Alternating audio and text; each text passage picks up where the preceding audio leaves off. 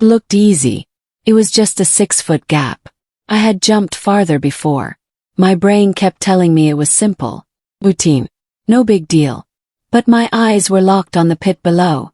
2 stories deep. If I missed, I wouldn't just be embarrassed. I'd be broken. The first floor of the hotel had high ceilings, easily 20 feet. Add another 10 feet for the second floor, maybe a couple more for the building's utilities and framework. All in all, a drop like that wouldn't kill me, but it would hurt like hell. A shattered leg, a broken rib puncturing a lung, a fractured skull. All very real possibilities. But none of that mattered. Had to jump. I needed to reach the next balcony because that was where I would end 3 lives. One last check. My gun was secure in my pocket. Extra ammo in the other. But no turning back now. 1, 2, 3. I launched myself across the chasm. For a split second, the world slowed to a crawl, the empty space below yawning like a hungry beast. Then impact. My hands gripped the balustrade, my body colliding with the cold metal. A controlled scramble and I was over. I ducked low, pressing myself into the building's shadow, my breathing shallow and measured. Had anyone seen me? The night was thick with darkness, the city lights distant and unfocused. Waited. Minutes passed. 20. Maybe more. Every second stretched endlessly, my paranoia gnawing at the edges of my resolve. I expected sirens, security guards, something. But there was nothing. I had done this before. Many times, in fact. The past few years, I had used this balcony as an escape, a refuge. Never once had anyone noticed me. But tonight was different. Tonight everything felt wrong. After 30 minutes, I allowed myself to exhale. Slowly, cautiously. Relaxing wasn't an option. Not with what I had planned. I checked my gun again. Safety off. Safety on. It was my 3rd firearm.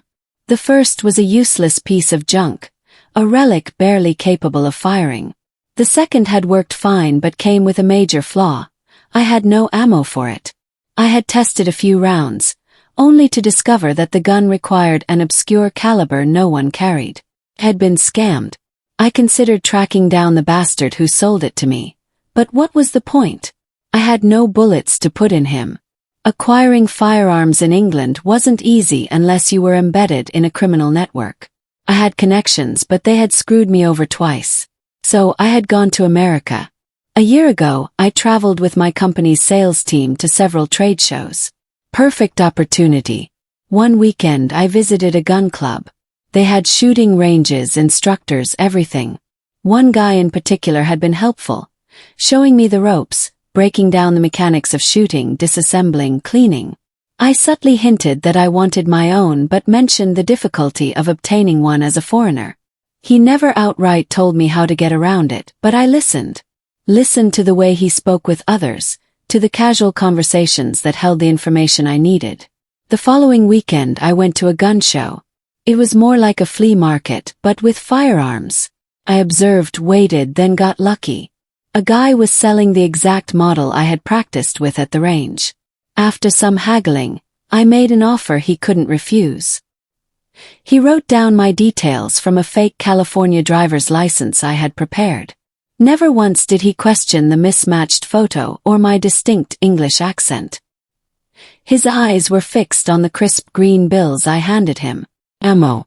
That was another issue. Fortunately, I had already learned the loopholes.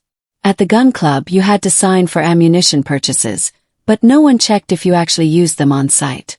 It was a flawed system, one I exploited. Getting the gun into England had been the easiest part. My company frequently shipped machinery, and I oversaw maintenance. When the trade show ended, a container full of equipment was sent back. I was there when it was sealed. I was there when it arrived in Harwich. Customs officers inspected it, drug-sniffing dogs scouring for narcotics, unaware that weapons required a different breed of canine. A briefcase had gone in. Another had come out. No one questioned it. This night had been 5 years in the making. 5 years since I discovered my wife's betrayal. First I had been angry. Betrayal, in its rawest form, was a sickness. A festering wound. I almost divorced her immediately, but then I found out the details. The deeper I dug, the worse it got. It wasn't just an affair. It was calculated. Cruel. She had laughed at me, mocked me, played house while stabbing me in the back. And the man she had done it with, my own brother. Rage didn't come close to what I felt. Had loved Maggie, adored her. We met after I returned to England, a fresh start after a failed chapter in New Zealand. I had built a life, a career, a family. And she had shattered it all. I had been patient. I had waited. Now the time had come. 3 lives would end tonight. Maggie. Me.